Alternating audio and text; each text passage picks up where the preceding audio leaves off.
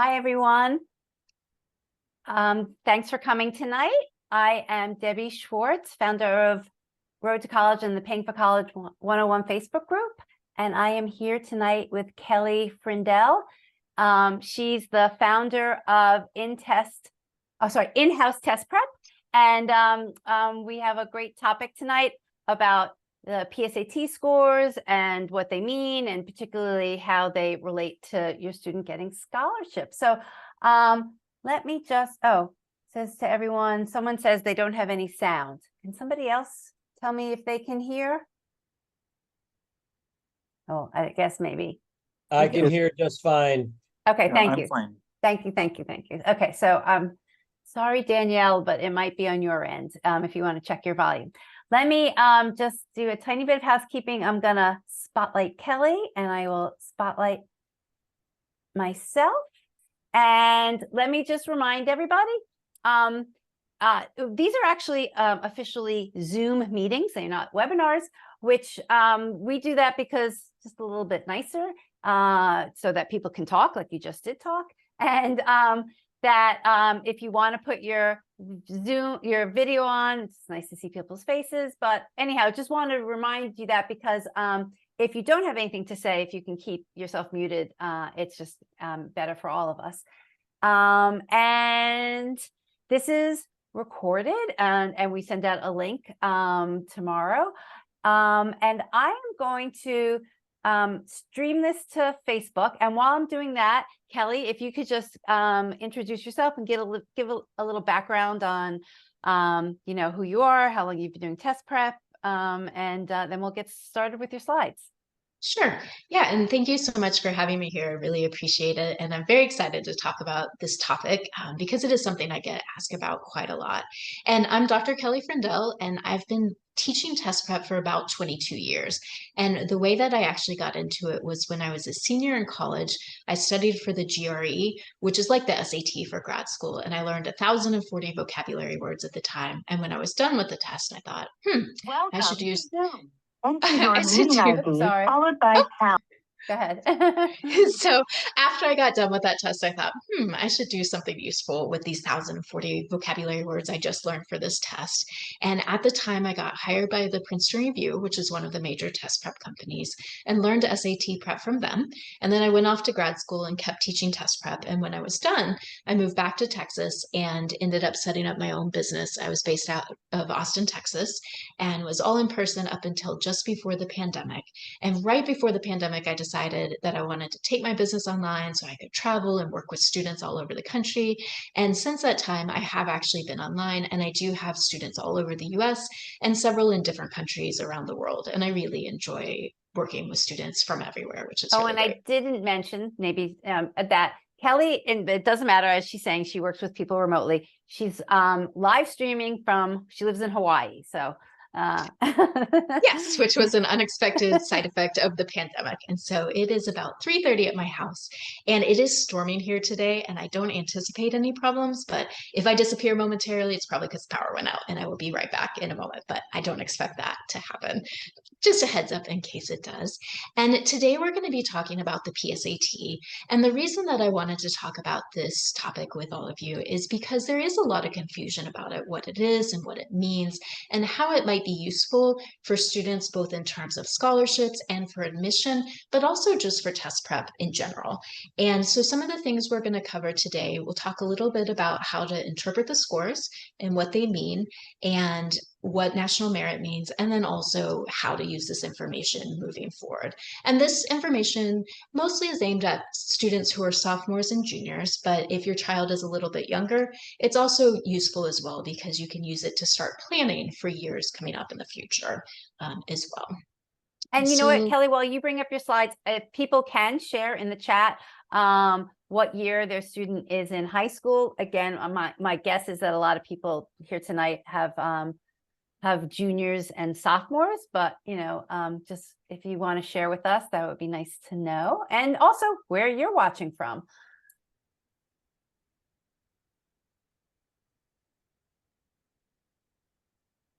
Okay, great. Yep. Sophomore, junior, Texas, Alabama.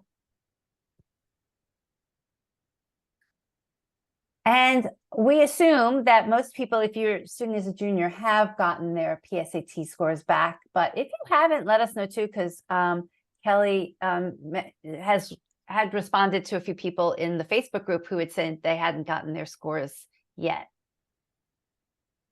Correct. They should be back, but there are sometimes errors or things that happen, and sometimes people have not received them.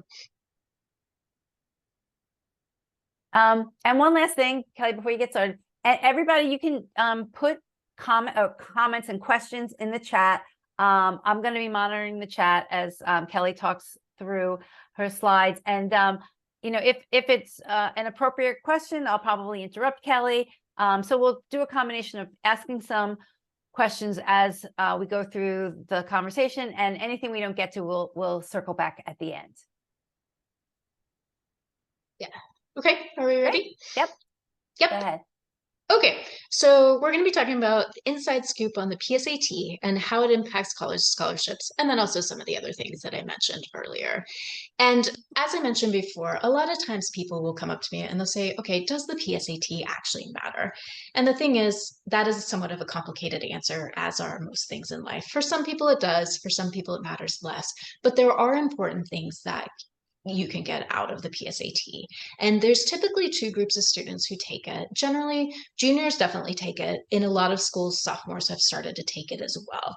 And for the students who are sophomores, really it's just practice. That's it. It's a chance to try out a standardized test, to see what the process is like, to sit down for those several hours and have this high stakes test going on, except it's really a low stakes test for them because it doesn't count for anything as a sophomore, but it is an experience and a way to try out a standardized test. The people that PSAT is most important for are the juniors who take it. And the main reason that it's important, mostly it's important for national merit scholarships, which we'll talk about in a moment. But there are some other reasons too. And one of them is that besides the National Merit Scholarship Program, some schools actually offer their own merit aid for PSAT scores, and some private scholarships also use PSAT scores for their merit aid.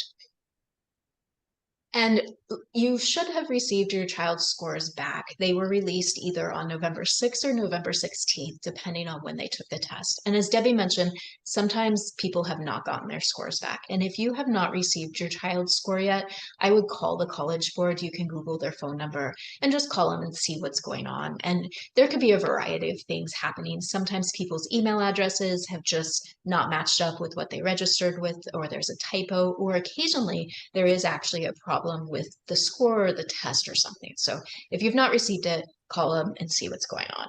And once you do have those scores, there's several different pieces of information on the score sheet that you'll need to know in order to interpret them. And for the PSAT, there's two different sections. There's the English and reading section, which are combined together, and then there's math sections that are combined together as well. And for the scores for each of those different sections, they range from 160 to 760. 760 is perfect. 160 is basically you put your name on your paper. It didn't do anything else. And they will take both of those scores and add them together. That will give you your composite score, which is something out of 320 to 1520. And then there's another score that's calculated that's called the index score. And this will be a number from 48 to 228. And the way that you calculate this is you double the reading and writing score, you add it to the math score, and then you divide it by 10. So basically it's its own SAT problem to figure that out. But luckily you don't have to because they tell you what it is. And here's an example of a score report. This should be similar to what you see for your child. And there's a couple of those different pieces of information we talked about here. This 960 up at the top, that's the composite score. And that is made up of the 430 down here for the reading and writing score and the 530 for the math score. And then you'll see that it says this is in the 51st percentile. And what that means is that's a percentile rank. That tells you how your child did relative to the other people who took the test. So 51st percentile would mean if you had 99 kids who all took the test and you line them up in order, your child would be number 51.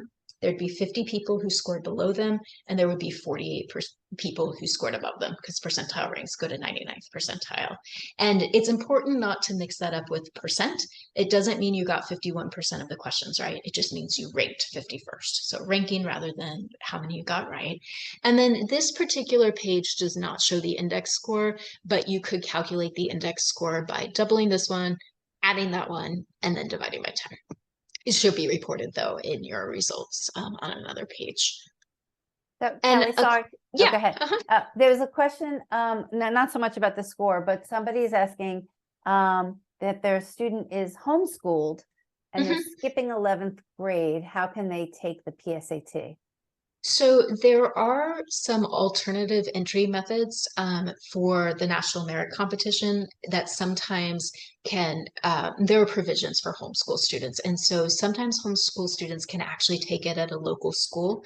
And there are other ways to do it. What I would recommend for that is to also call the College Board and find out, because the individual situations have different solutions, but there are ways to deal with that. And often it is that you can go take the test with a school, or if there's not a local school that will let you sit for it, there are other ways to approximate those scores, and that's by taking an SAT or an ACT, but you have to arrange that. So I'd highly recommend just calling the College Board to find out what they say about that.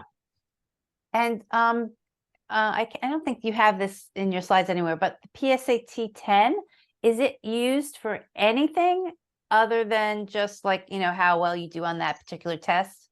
So it isn't used for national merit scholarships. It isn't sent to colleges, but what it can be used for is to demonstrate interest to schools. So there is a little checkbox sometimes that you can say, send my information to schools. And if you do that, you will start getting a lot of mail from schools. So the cynical answer is your data may be sold potentially to colleges to start sending you marketing material. Like a year earlier than normal. Yes, exactly. The less cynical answer is no, it doesn't do a whole lot, but it can start getting you on colleges' radars. But that score is not used for anything, so it won't be held against you or help you in any way for admissions or for the National Merit Competition. It is mostly just practice. And it used to be in the past, sophomores generally didn't take the test. Over the years, the number of people taking the PSAT has expanded, and there is now a PSAT 8-9, which is given to 8th and 9th graders. It's a different test. That one really has nothing to do with anything. Your kid can take it if it's offered, but I always have a little bit of a cynical view of that too, is it's a way to make more money for the College Board. So that one I've never put much stock in. When you take it as a sophomore, though, that is worth it to try it out and see for it. But no, it doesn't really count for anything. Okay. And I often get the question too, well, what's a good score on the PSAT? Or sometimes people ask me, what's a passing score? And that is also a hard question to answer, because there is no passing or not passing. You can't actually fail the PSAT. And that's true for the SAT and the ACT as well. But here are some numbers that give you a little bit of a sense of what your child's scores might mean or represent. And different students will get different results based on whether they're a junior or a senior. And for juniors, 1,000, so that's the composite score, the English and reading plus the math, 1,000 is right at 50th percentile. So about half the country scored above it, half the country scored below. And then a 1270 is right at about 90th percentile. And then up from there, is the top 10%. Excuse me, and that's for juniors. For sophomores, the scores are a little bit lower typically, and that makes sense because sophomores have had a year less of school and a year less of brain development. And for sophomores, 900 is around 50th percentile, and 1170 is at that 90th percentile, which leads you into the top 10% for those scores. And really, PSAT, national merit is the big thing that PSAT will qualify you for potentially. And there is a program called the National Merit Scholarship Program. And what it is, it's an annual competition, and you compete basically for recognition and for scholarships. And starting in 2024, there will be 3 different types of scholarships that are offered. There's the National Merit Scholarship, which is a one-time $2,500 award. There will be some core corporate sponsored awards. And these are ones that are sponsored by businesses, as the name suggests. And they have specific criteria for them. And the criteria might be things like your child, or you have a parent who works for that particular company, or you live in a town where that company is located, or even sometimes that you're interested in studying something that is related to that particular industry. And those are variable awards. So some of them are one-time awards, some of them are multiple years, some of them depend on if you keep your grades up, some of them don't care. And they just have a lot of different things that happen with those. And then there are also specific college-sponsored awards. And for these, they're given by the colleges, but one of the caveats is you have to list it as your first choice within the National Merit Program. And that's something that happens many steps on down the road, but that is a requirement to get one of those types of scholarships. And if you're wondering how you might be able to win a National Merit Scholarship, it turns out there's actually a whole lot of steps to it. And I always thought when I was in school, I thought you just had to take the test and do well on it. And because that's all the part I ever heard. And I didn't know until I started working with students who were potentially qualifying for these scholarships that there's actually quite a lot of steps. And the timing for it takes a long time, which we'll talk about in just a moment. But the first thing you have to do is you have to meet or exceed a national index cutoff score. And the cutoff score changes every year. And the first round of scores, it's for everybody across the country, changes each year. They have not released it yet. They won't release it for a while. But to give you a sense of it, in 2022, the score was 207. And again, that was the index score. So that one where they add all the scores together and divide by 10, which is approximately equivalent to about a 1380. And then if you meet that first round, later they come out with a state index score, and every state has a different score. And in order to qualify, you have to meet or exceed your state score. And those last year ranged from 207 to 224. And if you're curious if your state tends to be a high state or a low state, if you Google PSAT index scores 2022, you'll find a list of what they were last year. And they do change each year. They have not released those yet, but you can get a sense of which states tend to be high and which states tend to be low. And this is where sometimes, understandably, students and families are disappointed, or because their student probably did get a good score, but they're in a very competitive state. So, yes. They might not actually get, be a semifinalist because it's just that their state is so competitive. Correct. And one thing to be aware of too is I saw in some of the Facebook groups a couple of weeks ago, there was a little bit of panic set off because people got letters that said your child qualifies to be in this thing.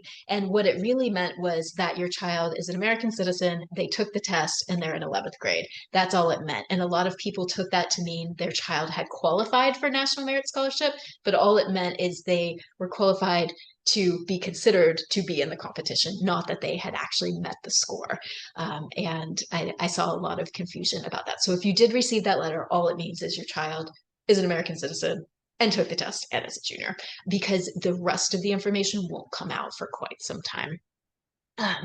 And then you also, if you do meet those criteria, you'll have to complete an application. And then there's some other criteria as well. You have to make sure you have a high academic record. You have to write an essay. You need a recommendation. And then you'll also need what's called a confirmatory score, which basically is their way of saying, we want to make sure this wasn't a fluke, that you somehow got this really high score that you didn't actually deserve or you didn't really know how to do. And so you have to back it up by getting a good score on an actual SAT or an ACT. Those scores change by year too, but in general, around 1320 for an SAT and around 26 for an ACT. An SAT is out of 1600, ACT is out of 36. So you got to back that up too. So Kelly, a few questions. Somebody's asking, why do states have different scores to become a semifinalist? And I mean, I think there's two parts to this question, meaning the states are not determining it. It's the College Board is Correct. determining it by and looking at each state differently. Yes, and I don't know the official answer to that, but I presume what is likely is because there is such inequality between states and the education systems. And if you look at the averages for states, they are very different for SAT scores and also for PSAT scores. And so my understanding is it levels the playing field a little bit because certain states have very poor school funding, and a lot of their students, if you look, there's a pretty strong correlation generally between school funding and test scores and achievement. And so my understanding is it's a way of leveling the playing field a little bit. And for some people, sometimes it does feel unfair if people who do have scores that might be better in another state, they say, oh, well, I'm being penalized for living in this state. Nothing is ever fair for everybody, unfortunately, and different people have different advantages, and sometimes it will work for you and sometimes it works against you. But yes, the states are not determining them. The College Board, who's the parent company of SAT, is doing that. PSAT. Somebody's also asking, you mentioned that a student has to list a college as the first college on their application for national merit. Can a student wait until they're accepted to list and apply? Yeah, so that's something that happens way on down the line after you know that you've met the index score, that you've met the college one, and that then you're to the application stage. So yes, that would happen much, much later. You don't have to do that when you sit down to take the test. But isn't it most likely that you do have to make that decision before you actually hear back from colleges, right? And in terms of whether you've been accepted. So that's what they're asking. Like, can I wait to find out where I've been accepted and then go back and fill out the application? I don't believe so. Right, you have to. Yeah. You got to make a decision, but the process, it happens much later than when you take the junior level test, and so you may have a better sense of colleges at that point. But that's part of the process too. Another question about if commended scholar score cutoff, is that specific to each state? So the commended scholars usually matches up with the national index score, and that one I believe is a national level one. And what commended scholars is, and we'll talk about that one in a little bit too, but commended scholars is basically you get a certificate for it, and it says that, yay, you did well on the PSAT. You have to be above a certain score. It usually is the national index cutoff score. And you get a certificate, they say, yay, good job, but you don't actually qualify to go on for the rest of the competition. But so you can't get any money out of it necessarily directly, but what you can do, it is a nice honor. You can put it on your resume, you can submit it to colleges, they can see it. But that one typically is a standard score. Another parent is asking, they're saying that they have a junior who took the ACT before taking the PSAT, and which really in some ways just, it doesn't matter. They could have, but and they're asking, will the students still qualify for the national merit, a scholarship? But in theory, yes. The fact that they took the ACT before the PSAT has nothing to do with it. They took the PSAT, right, and that's what's correct. Yes. Them. And one thing a lot of people don't realize sometimes is SAT, which goes along with PSAT, SAT, and ACT are actually completely different companies. PSAT and SAT are administered by the College Board, and ACT is administered by their parent company is called ACT, I believe. And so one and the other have nothing to do with each other. They don't talk to each other, other than if you needed a confirmatory score later. So no, it shouldn't be a problem that your child already took the ACT. They don't have, it has nothing to do with the National Merit Scholarship. And then another question, do students need to wait till September, which at this case, it would be September 2024, to know the index cutoff? Is there any way of estimating it beforehand? Yes. So typically what you can do is you can look up last year's score. And if you just Google 2022 index score, you'll find that. There are several other test prep companies that release information with estimates. I believe Compass is one of the ones that does it. They have some good information about what they estimate and predict scores to be. So there's no fail-safe way to do it. But you can look up last year's scores and see, oh, for Texas, it was around this level, or the index score was this level, to at least give you a hint. But unfortunately, you do have to wait a long time to get that information. And I don't know why it takes so long to get that information. I've never understood that. And it is just something that's frustrating about the whole process, but it's frustrating for everybody. Okay, so one last question, then you should go on. somebody is saying that the student's guidance counselor discussed the score with the student and already told that student that she wouldn't qualify. But how can they? How do they know? Yeah. So typically, if your child is under an index score of about 200, it's unlikely that they will qualify because 207 is around where they tend to start. Occasionally it goes a little bit lower, but if they were somewhere significantly under 200 or even just a little bit, that's a pretty good indication you won't meet the criteria. And also looking at the percentile ranks, if you're not up in that 95th, 98th, 99th percentile, it's unlikely that you would qualify. Okay, I said you go on, but there's two other good questions. One Sure. is somebody saying that their student took the PSAT in 10th grade, but didn't take it in junior year. Can the 10th grade score be submitted? Typically not, but there are some of those alternate pathways. And again, I would recommend that you call a college board and ask them because sometimes there are provisions where sometimes you can submit an SAT or an AC score. I don't believe you can, the 10th grade PSAT, I don't think will count for anything, but there may be an alternate entry route into there. And I would just call for them. Okay, and last interesting question is, are you expecting that the index scores might change because of the digital format of the SAT that's going to come out in March?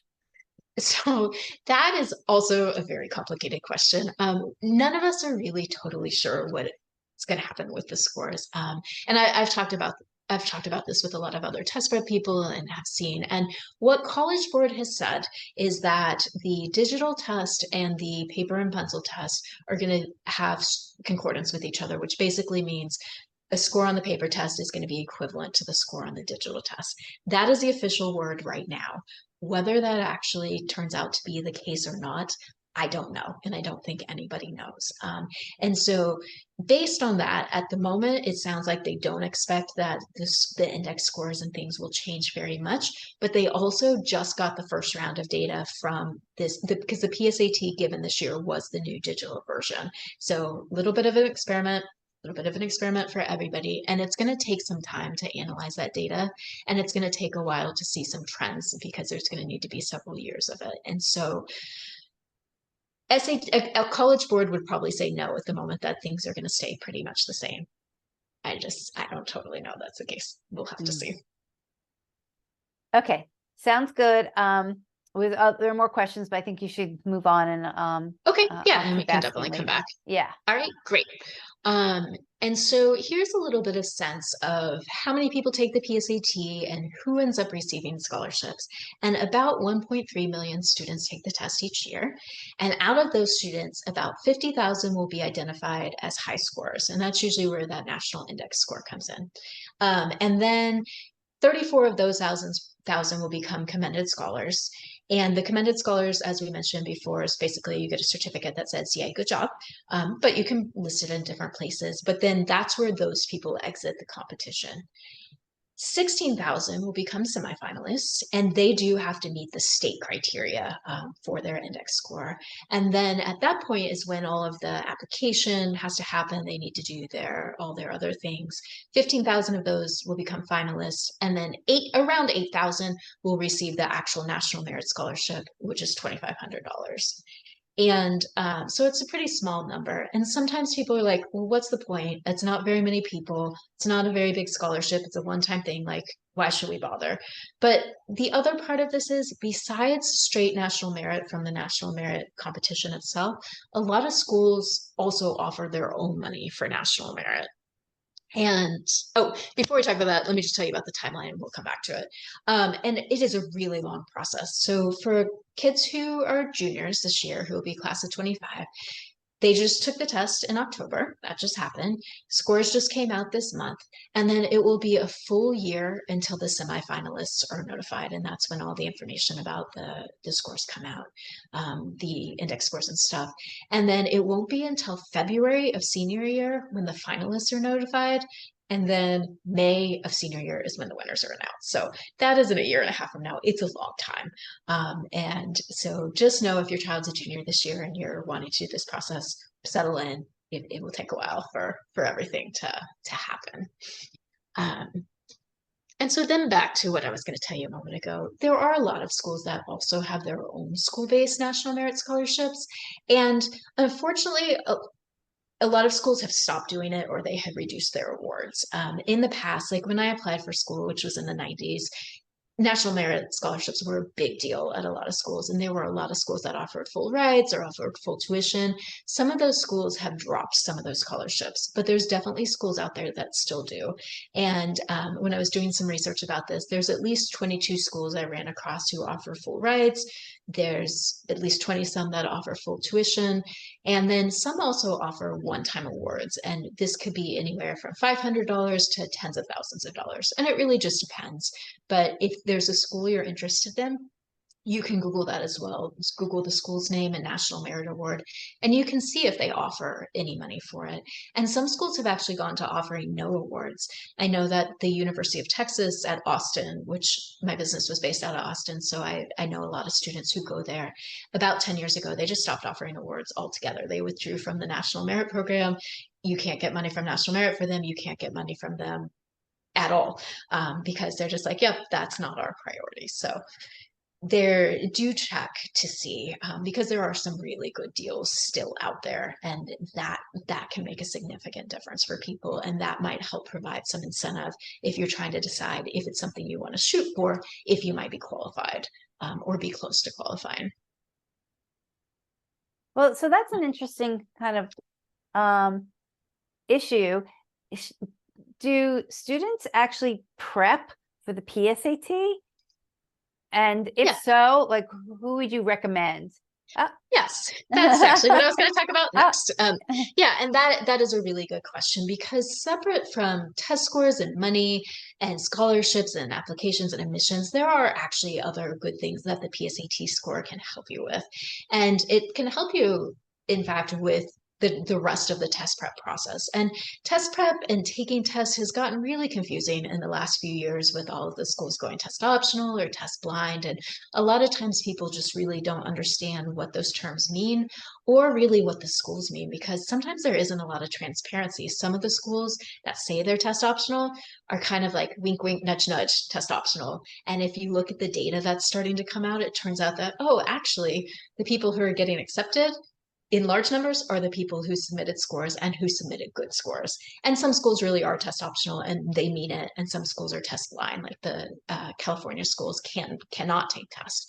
But that has led to a lot of confusion about, well, should I take it? Should I not? Is it worth it or not? And PSAT scores actually can help some of that confusion as well, to help you figure out what to do.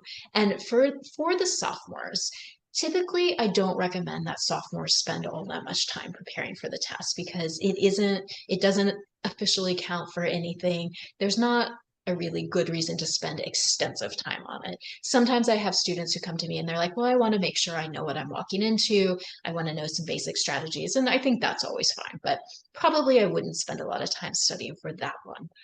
But where the information is useful for sophomores, if you end up with an index score of about 200, and it can be a little plus or minus, but if you're around that range as a sophomore, what that tells you is you have an actual chance potentially to qualify for National Merit Scholarship as a junior.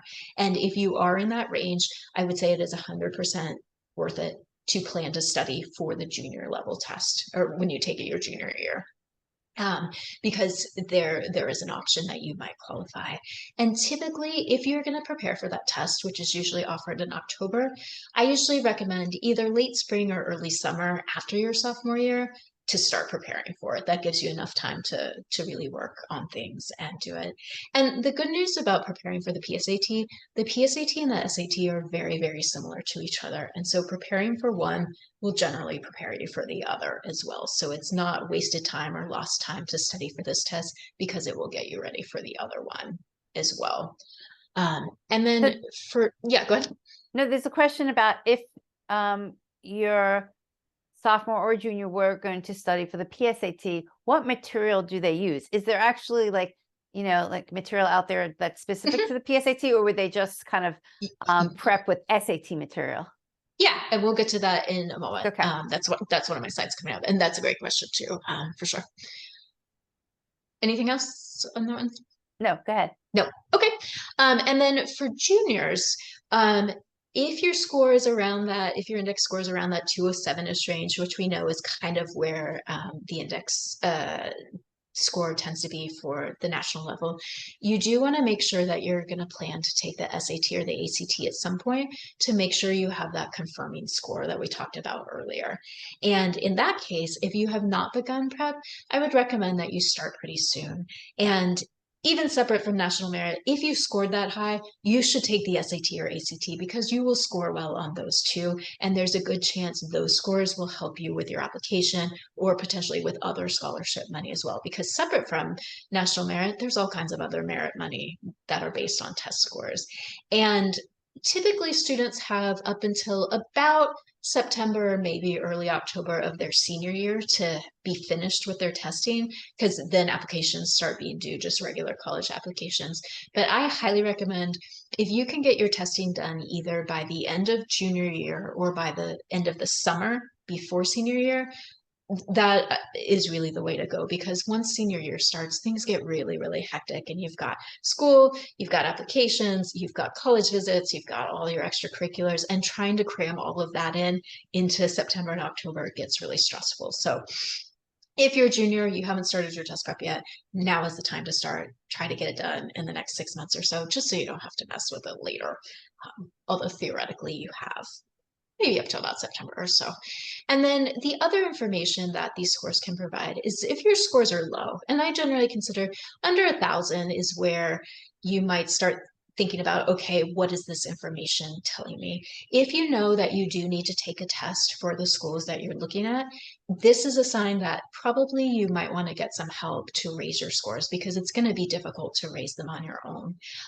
And you also might want to consider trying the ACT if you're needing to take a test for applications, because what I have found, and this is not universally true, but I've seen it in a lot of my students, if you are a good test taker, you generally are good at both tests, SAT and ACT. If you tend to have a little bit more trouble with tests, a lot of times the ACT is a little bit better or easier to prepare for. And it's not true for every student, but it's true for a lot. So if your scores are kind of on the lower side, that may be a tip off, hey, I might actually want to try out the ACT and see what's happening with that one. And then to the question about how you prepare for the PSAT, there are quite a few options for PSAT, and there aren't as many as there are for the SAT. But as I mentioned before, PSAT and SAT are basically the same test. There's a little bit of difference. PSAT is slightly easier, but the content is largely the same. And I use materials interchangeably. For PSAT, I use PSAT and SAT material. So it's never a problem to do that. But what you do want to be careful about is, because the PSAT and the SAT are changing to the new digital format, if you are buying prep materials right now, make sure you are buying materials for the digital test, because if you buy the current version of the SAT book, it was released in 2020. Don't buy the 2020 book. It's for the paper and pencil test. It's for something else. But make sure you get the digital one. And there are all kinds of options to prepare for this test. Some of them are free. Some of them you can pay for. One of the best ones is from College Board. And again, College Board is the company for SAT and PSAT. They have an app out right now. It's called the Blue Book app. And that has both practice PSAT materials and practice SAT materials, and any of the materials within that app are fine to practice with. And one of the challenges right now is when new tests are released, there isn't a lot of content out there to prepare for them. The first year of a new test is just hard for everybody, because the bulk of the practice materials don't exist yet, or they haven't released them, or they're waiting to do it. So there's some out there, use what's there, but no, it's a little bit more limited than it has been in previous years.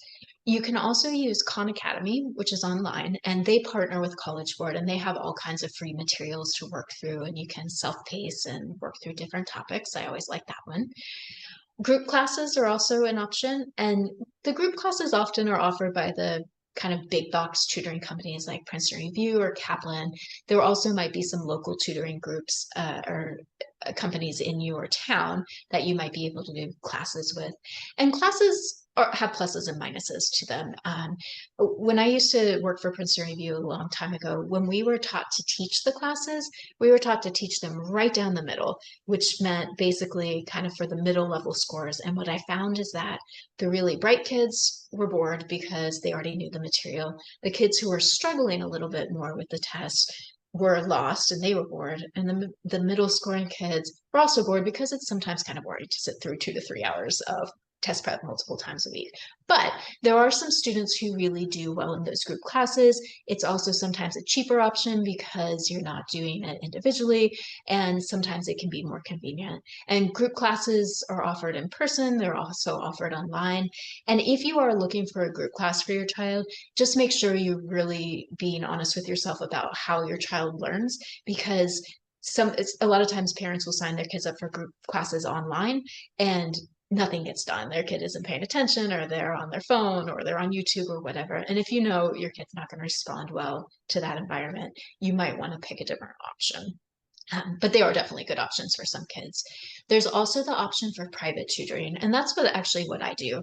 And there's all kinds of people out there doing all kinds of tutoring. And if you do go with a private tutor, it's really important that you check the people's credentials before you hire them, because tutoring and test prep is an entirely unregulated industry and anybody can do it. And I have all kinds of students come to me who have worked with other tutors, and I find that they have not learned the basic things that they need to learn, or they have learned really wrong stuff. And it's always a little bit horrifying. Sometimes I think, oh no, who's been telling you this and why? So really make sure that whoever you hire has experience, does this full time, because a lot of tutors do test prep very part-time. They might be a graduate student who does it on the weekend. Like that's how I got started. I was in grad school and worked for Princeton Review on the weekends and taught classes. Or they might be somebody who just does a few hours a week, or they just started.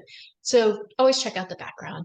And one of the advantages of private tutoring, there's a lot of them, but what I really love about it is there's the option to really customize the tutoring to your child and what they need.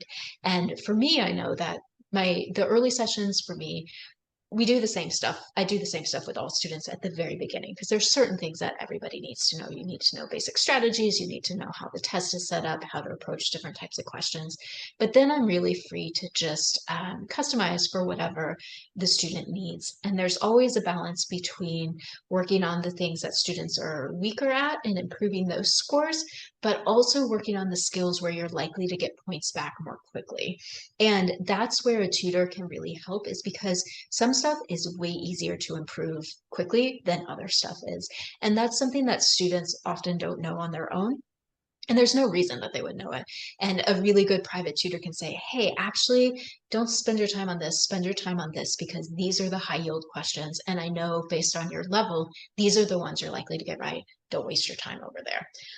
So that's always an option. And then there's also self-study too. There are books out there.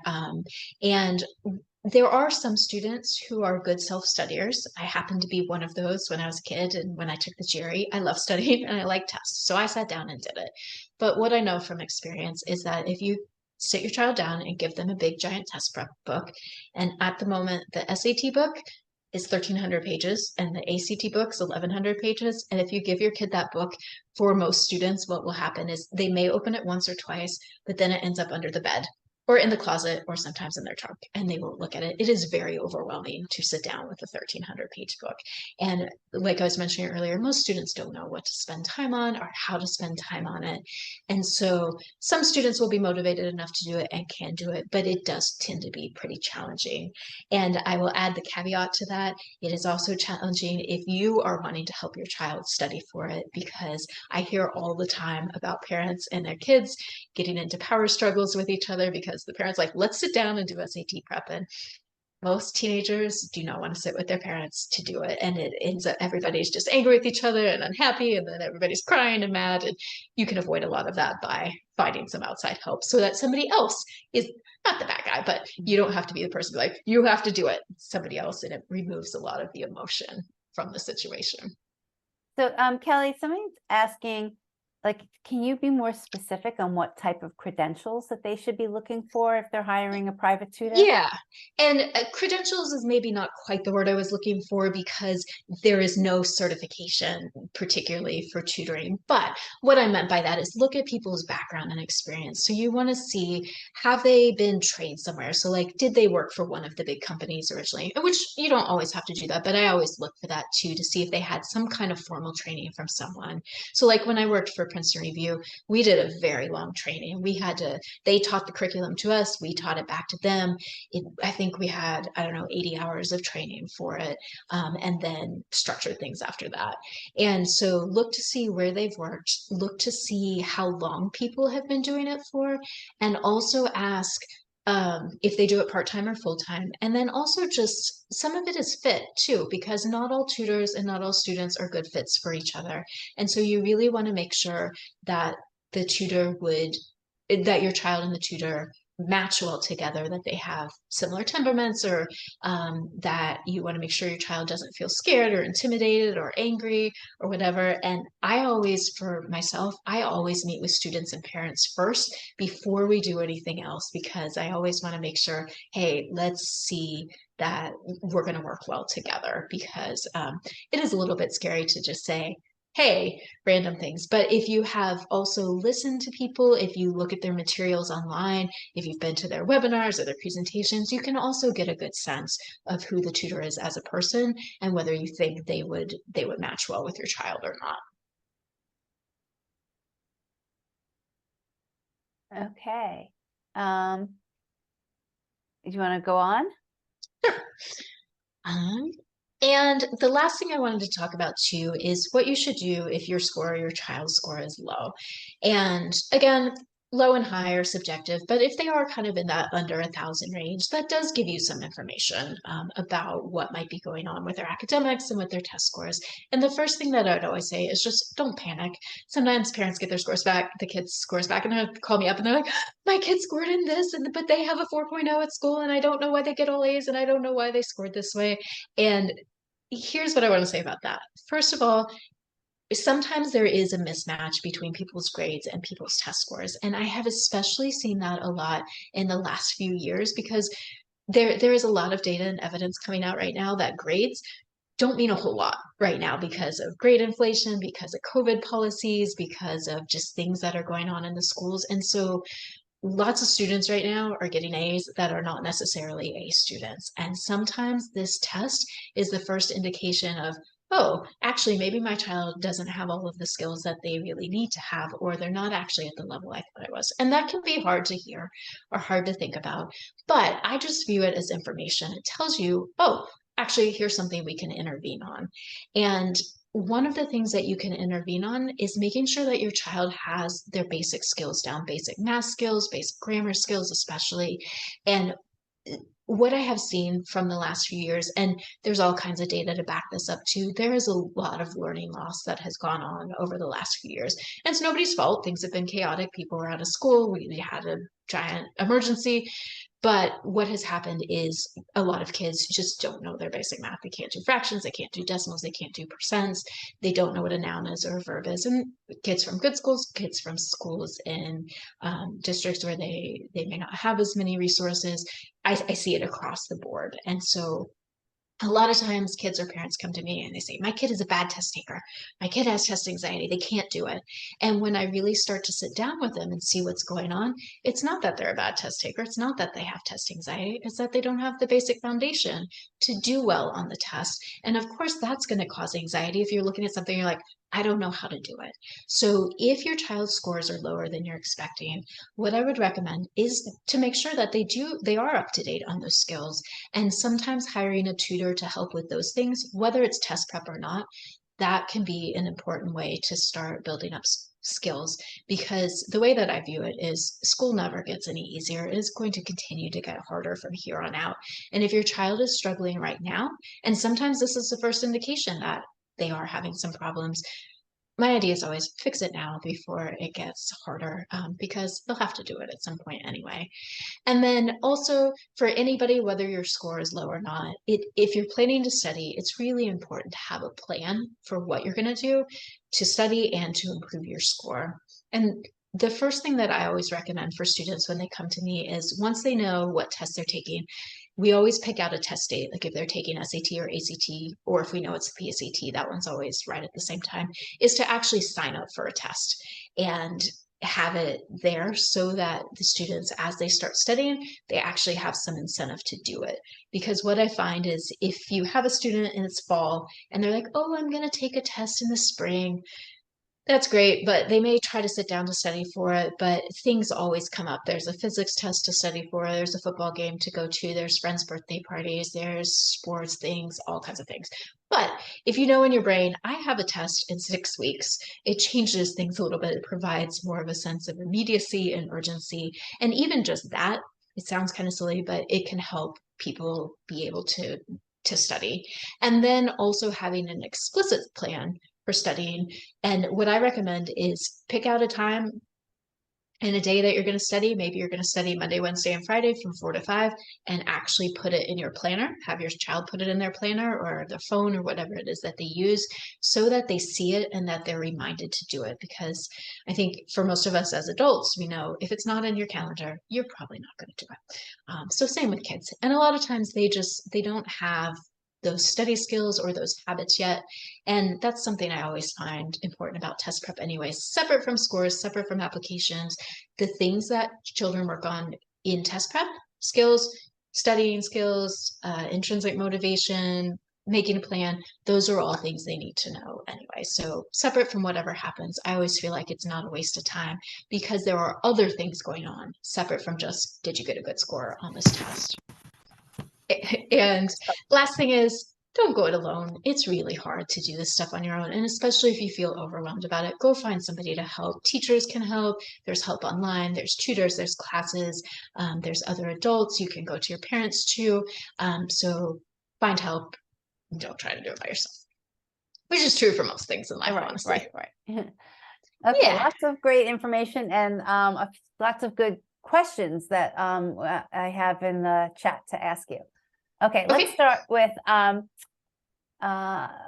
parent is asking that their junior did very well on the math section, and would sections be ever considered on their own, or are they only considered, in combination with reading and writing? Yeah, only an aggregate. So that index score, which is calculated by double the reading and English and then the math. So actually the English and the reading are weighted much more heavily. And so if your child is doing well on the math, what I would recommend is have your child spend some time studying basics of grammar, and you can find books for that. There's information on Khan Academy too, but I'm finding students don't know nouns and verbs and adjectives. They can't reliably identify them.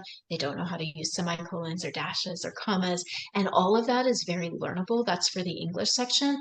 And that's actually, when I said earlier, some sections are easier to fix or to bring up your score than others. Focus on that one heavily because grammar doesn't change. It does a little, but it won't change in the time that your child is going to take the test. Make sure they know those basic rules and how to test them because that section is heavily modifiable. The reading comprehension is a little bit harder to change, but the English is not. So go find some grammar books and study them and study some PSAT and SAT grammar. And what about math? Is there a recommendation that a student have a certain math level before taking the PSAT? Taking the test. Yeah, so the PSAT covers up through about Algebra 2 materials. SAT covers a little of pre-cal and trig, and so does the ACT. But it doesn't always matter all that much if you have not completed those classes. Algebra 2 is definitely an important one because there is a fair amount of Algebra 2 material in all of the tests. And there's also, though, especially on the PSAT, and SAT, there's quite a bit of just basic arithmetic too. So those, like we talked about earlier, the fractions and the decimals and the percents and graphing, there's a lot of graphing that's from like 7th grade math. And so with the grade level that you are in math, PSAT, it doesn't matter as much. When you're looking at taking the SAT or the ACT, you may want to wait towards the end of whenever you've completed Algebra 2, at least, because there is so much Algebra 2 material on there. Sometime with the pre-cal and trig, if your child has not taken that in their junior year, it's okay to still go ahead and take SAT and ACT, because what tends to happen with the math sections, they go roughly in order of difficulty. So they start out easy and they get progressively harder. And for a lot of students, they may not get to those last questions at the end, which are the very hard questions. And so sometimes it doesn't matter if you don't know how to do the hard questions, because you weren't going to get to them anyway, or because they are so hard, very few people get them right. And so as long as you've had most of Algebra 2, you've got a pretty good bulk of what you need. There's a few questions about students. Unfortunately, somebody was sick and they couldn't take the PSAT, or an unfortunate story because this year it was digital and somebody's laptop ran out of power and they didn't do as well as they normally might have. Anyhow, the point is there any possibility of retaking the PSAT? So you can't retake it, but like we spoke about earlier, there are a few alternate entry options for national merit. So that, again, I'll go back to call College Board and ask them what those options are. But generally, there is not an option to repeat the PSAT, unfortunately. And yes, that did happen, by the way. The PSAT rolled out in batches, and the first day it was administered, the College Board website actually shut down. It got because everything was so chaotic and it crashed the system and people couldn't submit scores. They lost power in the middle of it or lost access to their things. Some people just couldn't take it at all. And so there is a little bit of chaos surrounding it this year. And if something like that happened to your child and you think they might have qualified, but they didn't, whatever, just call them and ask them, because they've got procedures in place for that. So a few people are confused, so maybe you can go over this again about the National Merit Finalist scholarships. Their confusion is about if your student is looking at a college that offers a scholarship, are they unable to get any other type of scholarship? And also just the timing of when they have to fill out the application and put the college of their first preference, like as number one, versus when they're actually submitting applications to the colleges in general. Yes. So the answer to the first question is it depends. Different schools have different rules about things. And some of them that might be the only scholarship that you can get. Some of them you can stack them, some of you can't. And that really is college specific. And then let's go back real quick to the timeline. So making the decisions, it's somewhere, and I've looked at it so many times too, and it's always a little bit unclear to me as well, but you won't be notified that you're a semifinalist until 2024, September of 24. And my understanding is that then you have to fill out the application by then, because you won't receive the application until you know you're a semifinalist. And so sometime between fall of your senior year and before here, and I'll double check on that because I don't 100% know that. But it will be sometime during senior year. Okay. And another question is about are there other scholarships even offered by the College Board that the PSATs are used for, like national recognition programs, and is there also like a Hispanic program? Yeah, so there are some recognition programs. So we talked about the Commended Scholars, which is based on the National Index score, and then there are some other sub ones. There is a recognized, and I can't remember the exact names of ones, but there are ones for Hispanic students, and those, my understanding, are generally their commendations largely, is what I understand about those. And sometimes they have different cutoffs for different criteria for those.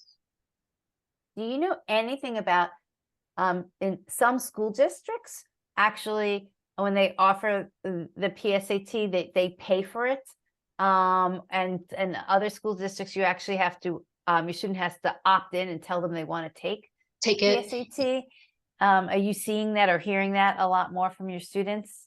And that is true. That is not something I have heard a lot about or that things have changed. One thing to know though is if your child is taking PSAT or SAT or ACT, if you are having trouble paying for the fees, there are waivers that are available for people from lower incomes. And so if you're ever like, oh, I want my kid to take this, but we don't have the money for it, or we can't, inquire about it, because there are ways around that, and there are waivers that are available for all of the tests. Somebody else is asking, I guess this is for prepping themselves or their student. Mhm. I guess the Princeton Review has vocabulary flashcards for the SAT. Do you think that Yes. those would be valuable to use to study for the PSAT? Yes, and really the PSAT and the SAT content are really, really similar. And I think I mentioned earlier, I use them interchangeably for my PSAT students because there is much less material out there for PSAT than there is for SAT. And again, caveat that right now there's not a lot of material for either one of them because they're brand new, but it is always fine to use the materials interchangeably. A question about what is the College Board app for the practice information? So it's called the Blue Book app. And if you just Google College Board Blue Book app, you'll find it.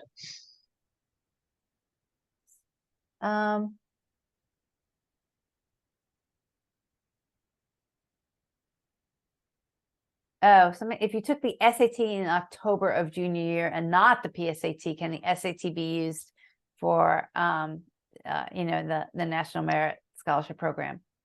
And I would say same answer as before, potentially as part of the alternate entry, but you would have to call and ask them. Okay, I guess And generally for those alternate entries, my understanding is generally there has to be a pretty good reason for why you couldn't take the test, like you were in the hospital that day, or with the meltdown, people couldn't take the test, or you had a religious exemption, or you're a homeschool student and couldn't find a place to take it. So I've never had a student do it, but I know it's an option that exists. My understanding is you got to have a pretty good reason for why you didn't take the PSAT, but I'd still call. This is more of an SAT question, and somebody's asking, if you take the SAT multiple times, can you use the different scores from different sections and combine them together? For applications? Yes. Yes.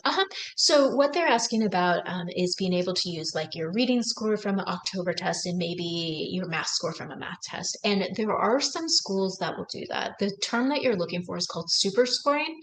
And some schools do it, some schools don't.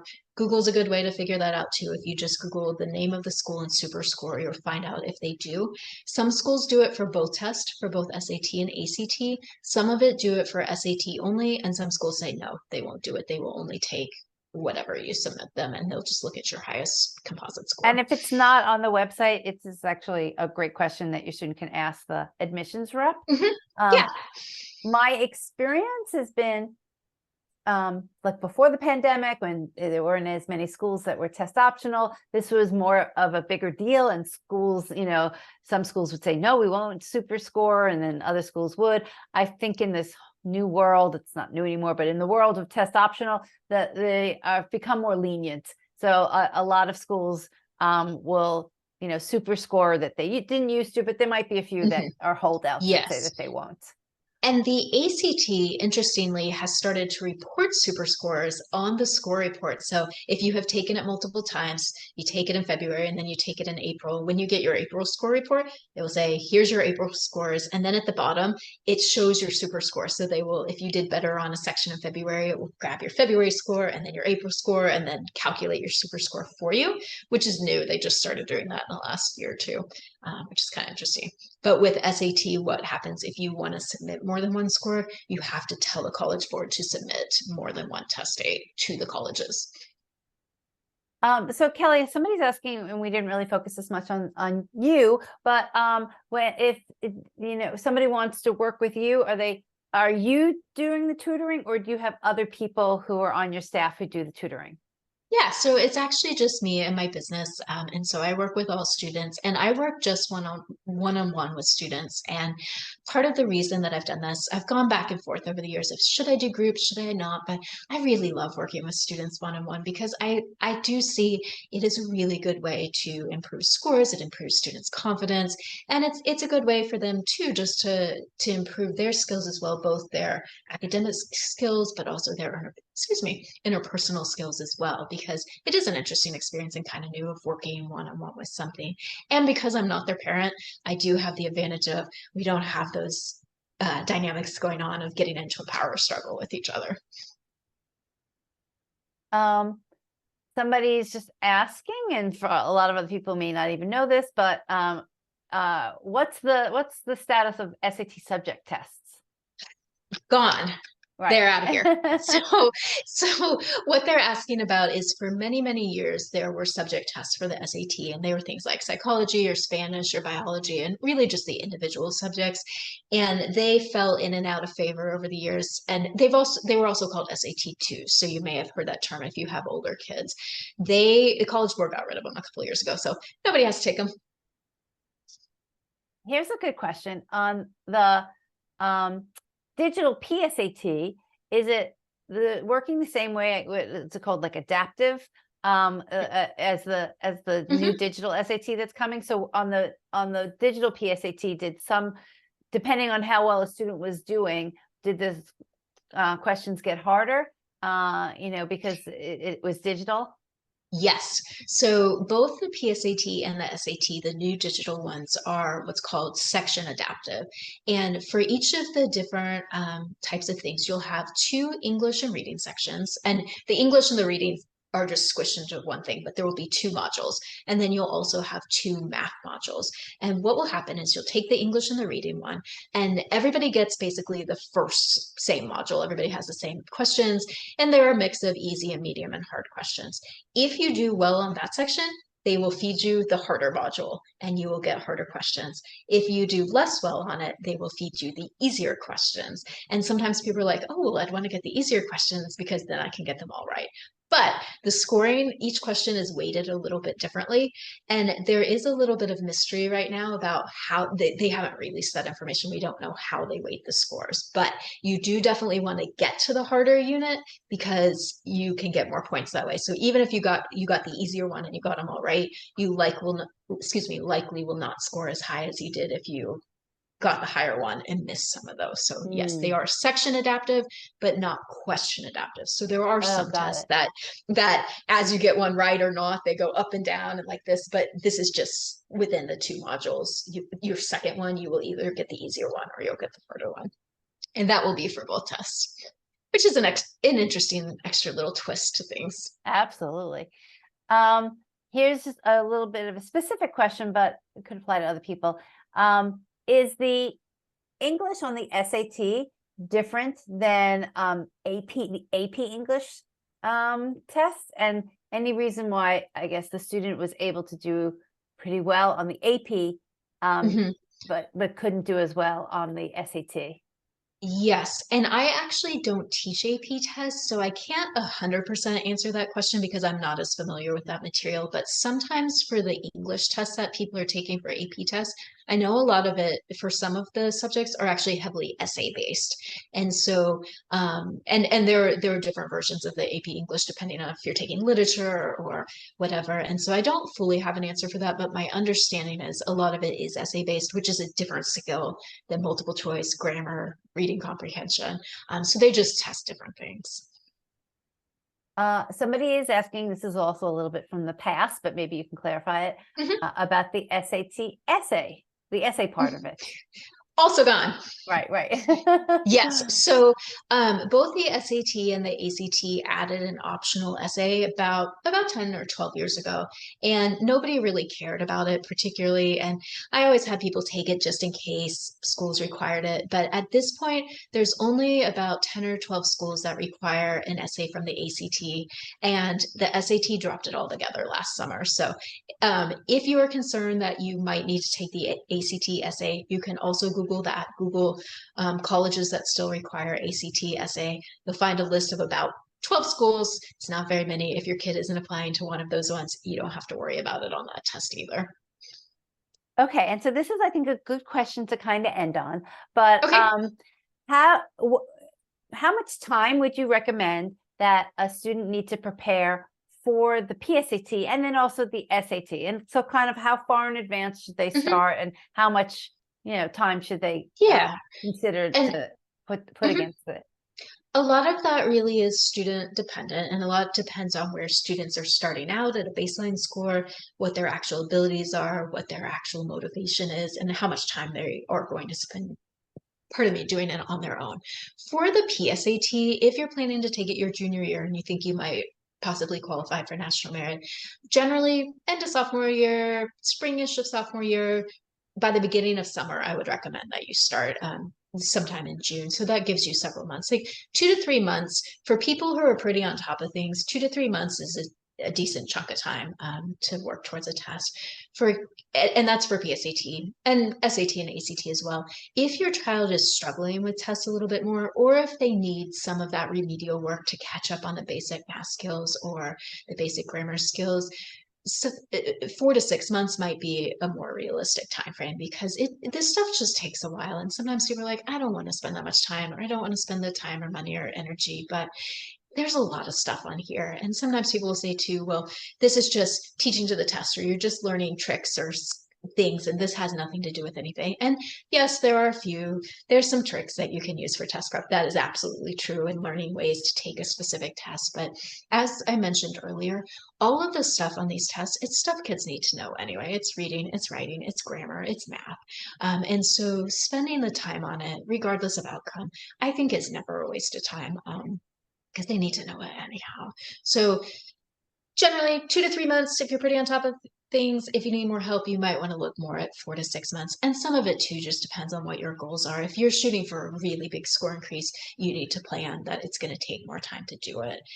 Also, sometimes the kids who have really high scores to begin with, once you're up at the very high scores, it gets increasingly more difficult to see increases there, because if you're at a 1500 out of 1600 on an SAT, you're only missing a handful of questions, and being able to go from a 1500 to a 1550 is a way harder task than going from 1100 to a 1200, because there's a lot of low-hanging fruit down in those 1100 and 1200 ranges. Once you get up into the very high scores, you're now talking about getting the very obscure questions right. And obscure questions are much harder to prepare for than the rest of the material. Okay. Well, thank you, Kelly. This was extremely informative, and hopefully for both the parents of juniors and sophomores, you got something out of it, whether, now you understand the process of how to interpret your students' scores and what it means if they might qualify for national merit, or just how much more prep they should potentially consider for, taking an SAT or an ACT in the next few months. And for the sophomore families, you can now kind of decide how much effort your student may want to put into preparing for the PSAT. And, the best thing of what you said, Kelly, is that any preparation for the PSAT is going to naturally bleed over and help with SAT preparation as well. Yeah, and I'll add to that too, SAT prep mostly prepares you for the ACT too, because there are a lot of, the tests used to be really different, and they are not anymore. With the digital one, they are moving a little further apart, but those grammar skills, those math skills, those reading skills, it's all the same stuff. So preparing for one thing will help you with pretty much all of the other things as well. And one person was just asking the name of the app from the college for the PSAT. Is it the Blue Book? Blue Book app. Yeah. Okay, great. And if anybody is interested in working with Kelly, we will send out over the next few days some more information about the type of services that Kelly offers. And I highly recommend, and hopefully you can see from tonight's presentation, how knowledgeable Kelly is, how thoughtful she is working with students. And if your student wants support and really wants to improve their scores, I'm sure they can absolutely do it working with Kelly. And you can reach out to me. We'll have Kelly's contact information. Reach out to Kelly with any questions if that's a direction that you want to move in. Yeah, and I'm in the Facebook groups as well. The question about the timing of naming the schools and stuff, I'll clarify that and I'll post in the Facebook group what the answer to that is once I find out specific answer to that. Oh, somebody's saying I can't find the Blue Book app, and so it's not an app that you find from the App Store. I would Google it and find it that way. Yes. Yeah. Okay. And there and are links on somebody Google saying for. which Facebook group? Hopefully you guys, it's the Paying for College 101 Facebook group. So I think most of you people are in it because that's how we all got your information. But if you're not, join that group. Just type in on Facebook Paying for College 101, and Kelly's in there answering questions. Yeah, and I'm happy to answer anything always. Okay, well, thank you so much, Kelly. So helpful. And again, if anybody has any comments, please reach out to me, Debbie at rhodescollege.com. Or, and Kelly, you want to share your email quickly? Sure. Let's see. I don't think it's on here.